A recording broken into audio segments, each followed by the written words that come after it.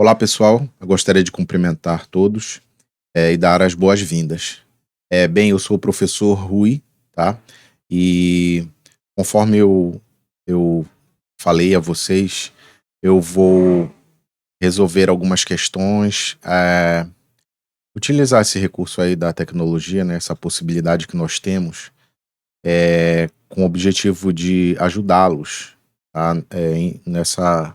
Nesta preparação aí para a prova do SAEB, tá? Então, eu vou fazer a resolução de questões e revisar também alguns conteúdos que eu julgo importante, tá bem? Vamos lá. Bem, então, esse foi o material utilizado, né, em sala de aula.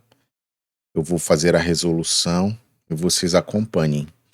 Na verdade, uma espécie de revisão do que nós resolvemos em sala e de acréscimo com relação ao que não foi resolvido por falta de tempo, né?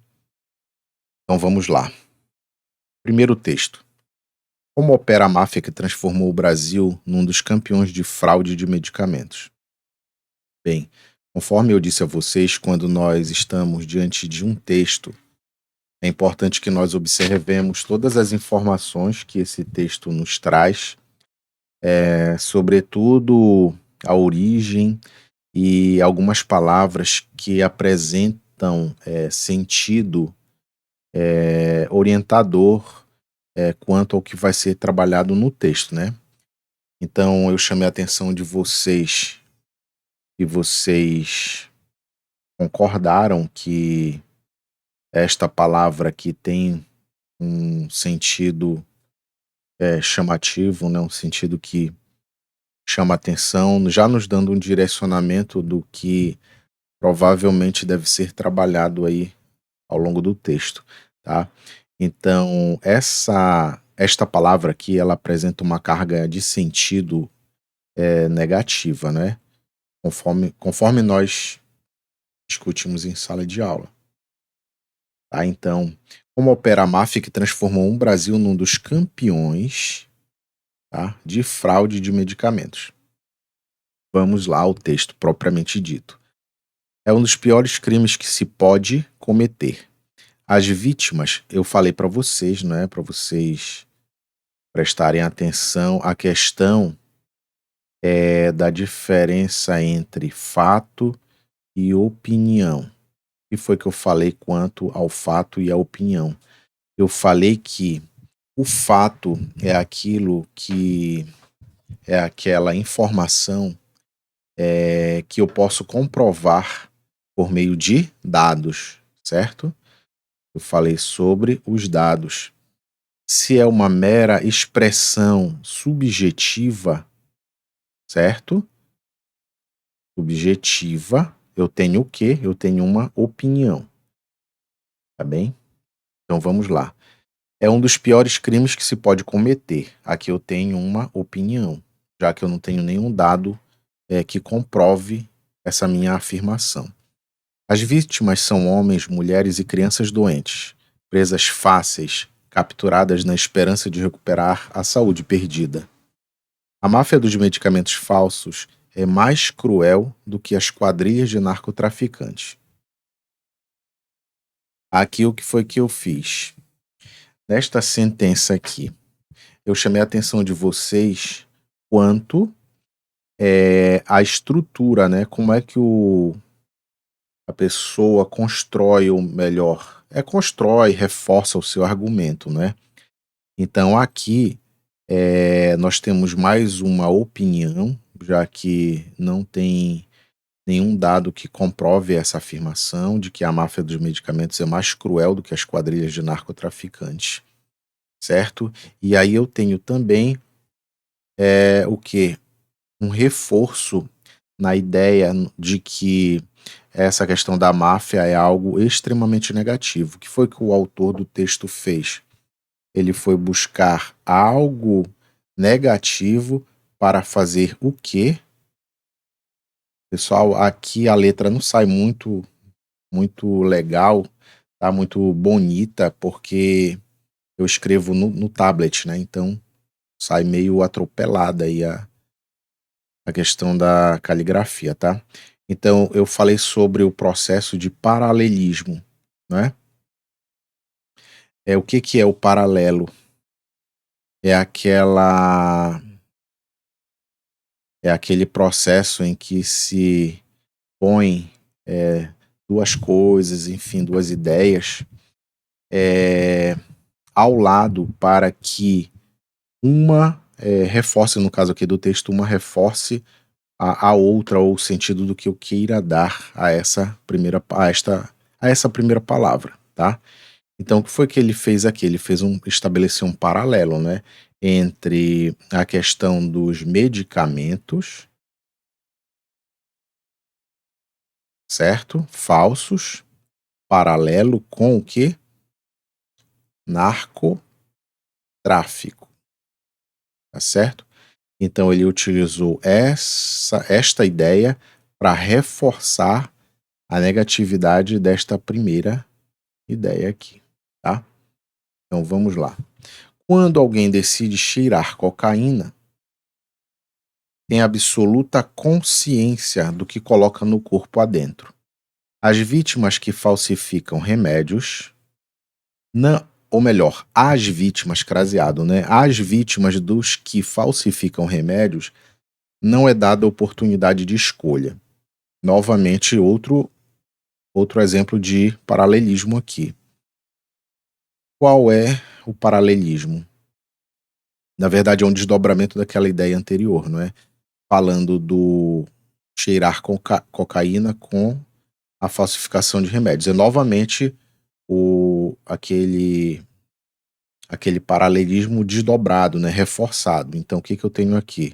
Eu tenho a ideia dos medicamentos falsificados, certo? Falsificados, em paralelo a quê? A cocaína, que ele utiliza aqui como exemplo, né? Então ele diz o seguinte: aquele que faz uso deste entorpecente, tá? Possui o que ele diz aqui? Consciência. Se ele possui consciência, ele está defendendo a ideia do que aqui? De liberdade, ao passo que quem faz uso de medicamentos adulterados não possuem essa, essa liberdade, tá? Não possui liberdade de escolha, tá bem? Que oportunidade de escolha, tá bem? Então eu não vou demorar demais aqui na apresentação das ideias, porque elas já foram trabalhadas em sala de aula, né? É apenas uma espécie de revisão do que nós estudamos em sala, tá? Então vamos lá.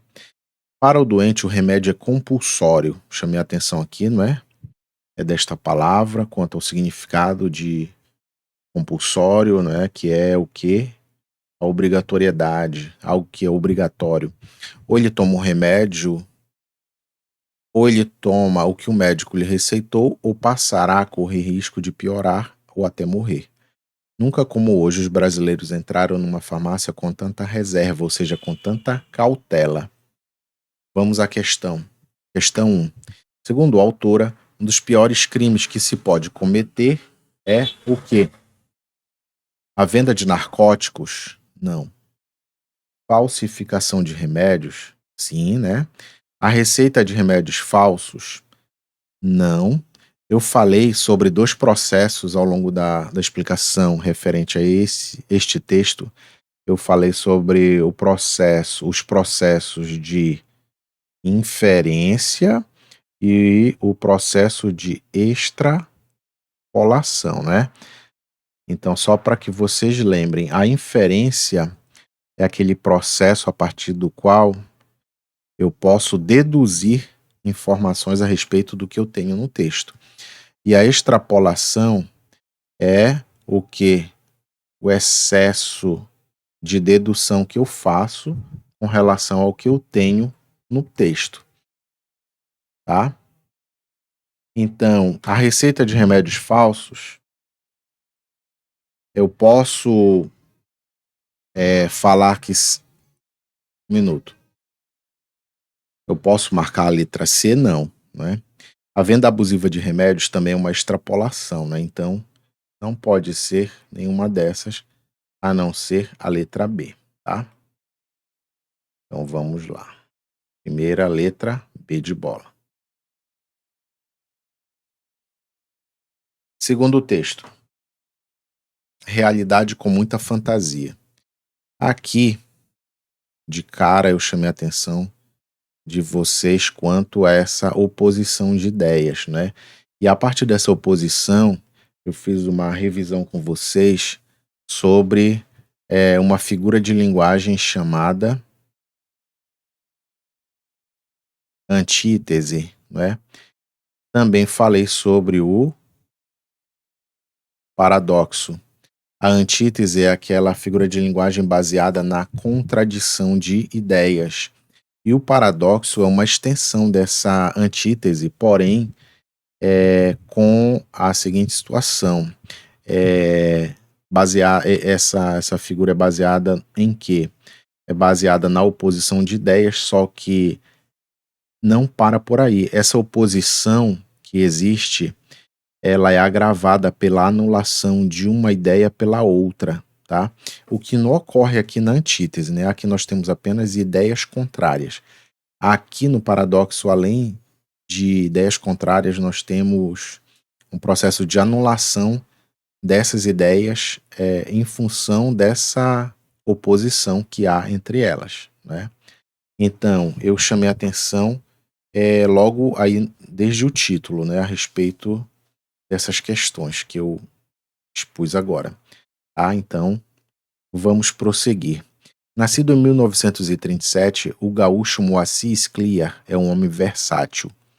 Falei sobre o significado desta palavra, né? Que é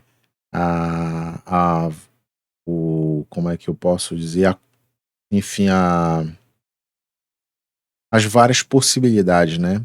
Versátil é aquele adjetivo que faz referência a várias possibilidades. Então, no caso, ele é um homem versátil, ele é um homem que apresenta várias habilidades, certo? Ele apresenta várias possibilidades é, enquanto pessoa, não é? Ele possui várias habilidades, tá? Então, ele é um homem versátil.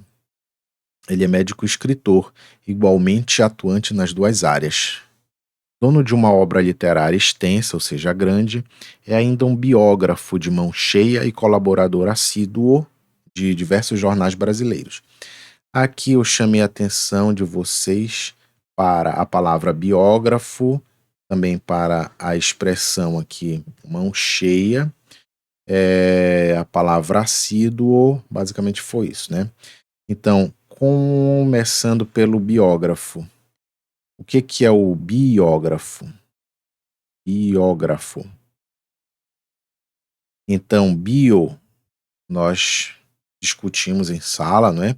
Chegamos à conclusão de que bio faz referência à vida e grafo faz referência à escrita, certo?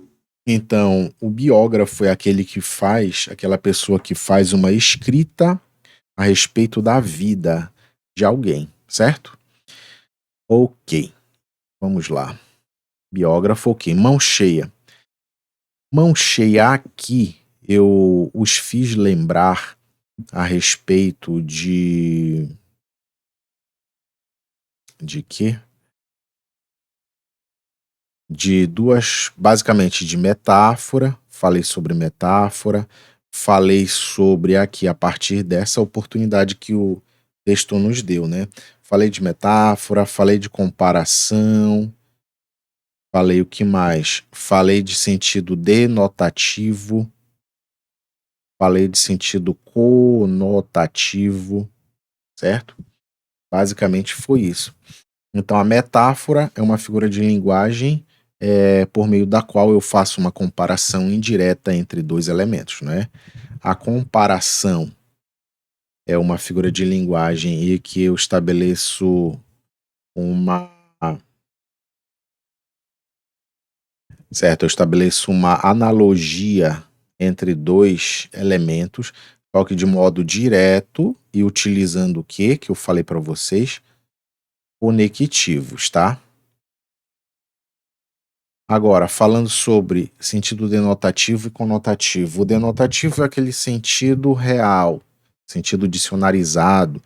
Então, eu digo que fulano tem uma mão grande, ou então eu digo que fulano, não, que existe, por exemplo, uma tartaruga, tá?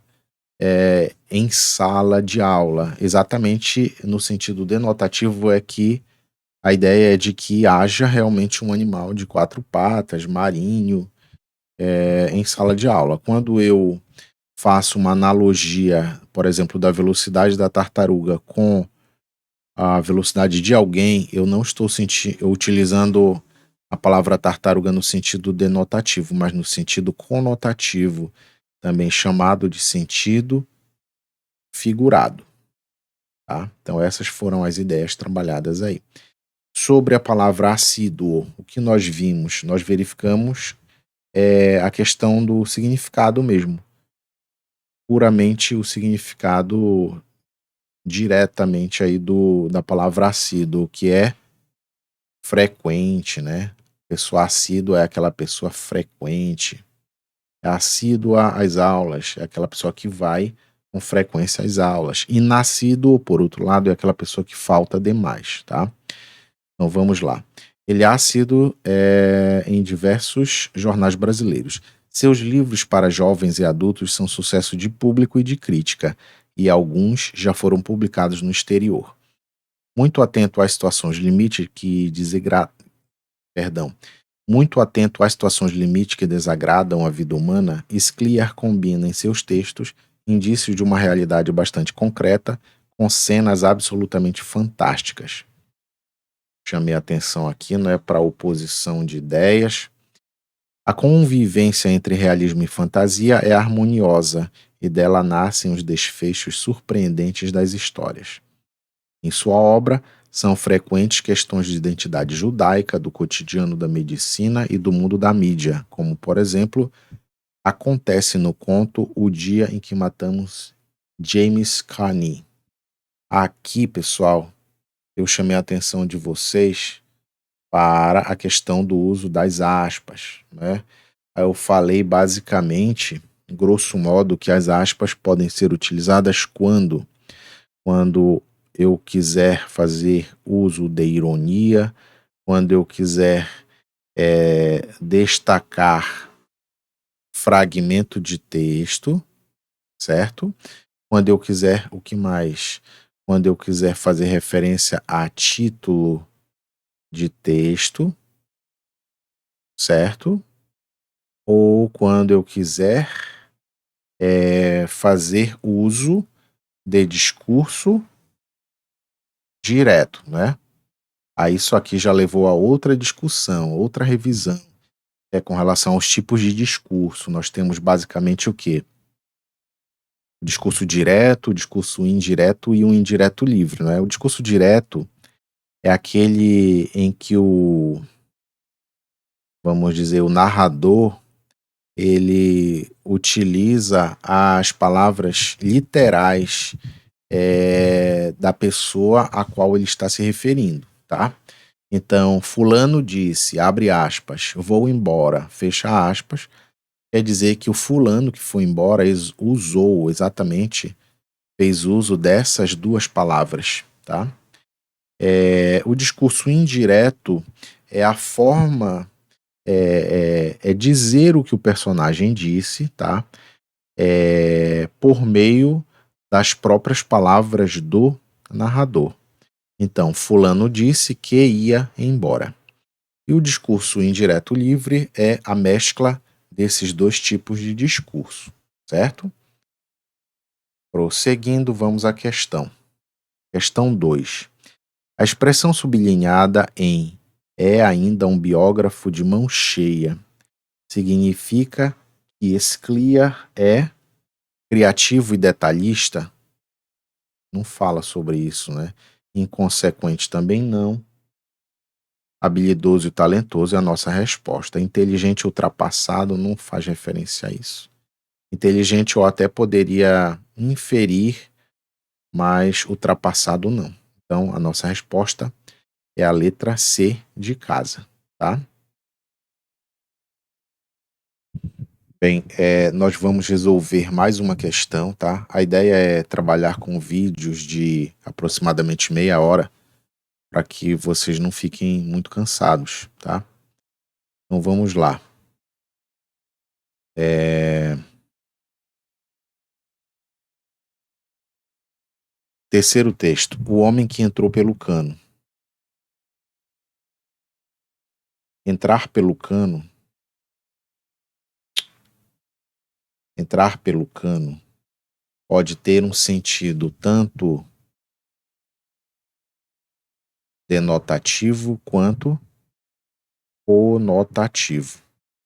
Geralmente tem mais sentido, perdão, tem um sentido mais conotativo, né? No sentido de se dar mal, certo? Mas somente com a leitura do título aqui não é possível nós afirmarmos que de fato tem um sentido conotativo. É preciso que nós leiamos o texto. Então vamos à leitura do texto. Abriu a torneira. Abriu a torneira e entrou pelo cano. A princípio, incomodava-o a estreiteza do tubo. Então, a estreiteza do tubo já nos dá a ideia de que esta história é fantástica e de que ela tem um sentido denotativo, né?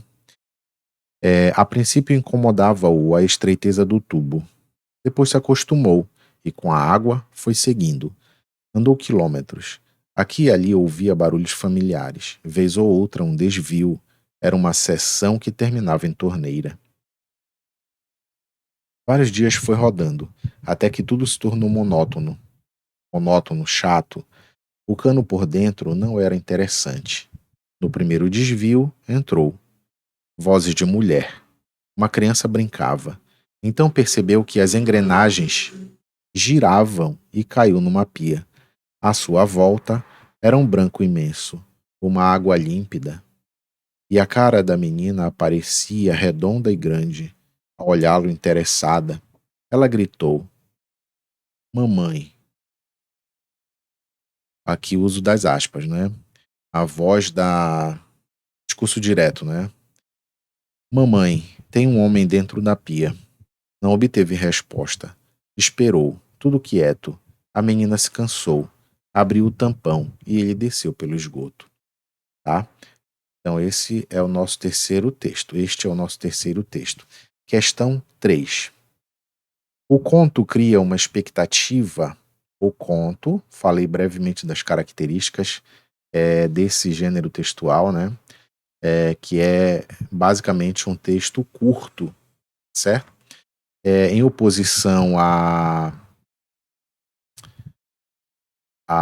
esqueci o outro gênero, ao sim, em oposição à crônica,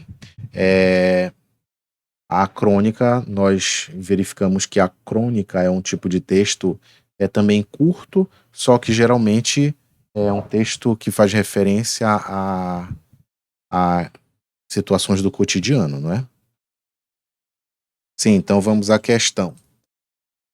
Vamos à questão, resolução da questão aqui. O conto cria uma expectativa no leitor pela situação incomum criada pelo enredo, ou seja, pela história. O resultado não foi o esperado, por quê? Vamos à letra A. A menina agiu como se fosse um fato normal. Muito pelo contrário, ela gritou para a mãe dela. Então não foi a letra, não é a letra A. Letra B. O homem demonstrou pouco interesse em sair do cano. Também não. As engrenagens da tubulação não funcionaram. Funcionaram sim. Sim. E a nossa resposta é a letra D de dado. A mãe não manifestou nenhum interesse pelo fato. A criança gritou, a filha gritou. Apesar disso, a mãe não tomou nenhuma atitude. Bem, pessoal, com isso eu finalizo o primeiro vídeo, e a ideia é ir trabalhando, conforme eu disse, os conteúdos, a revisão a partir da resolução das questões, certo? E esse trabalho vai ser feito desta forma, tá? Com vídeos de aproximadamente meia hora, para que não fique cansativo para vocês nem para mim, tá? Daqui a pouco eu volto com mais resolução de questões, tá? Um abraço, até logo.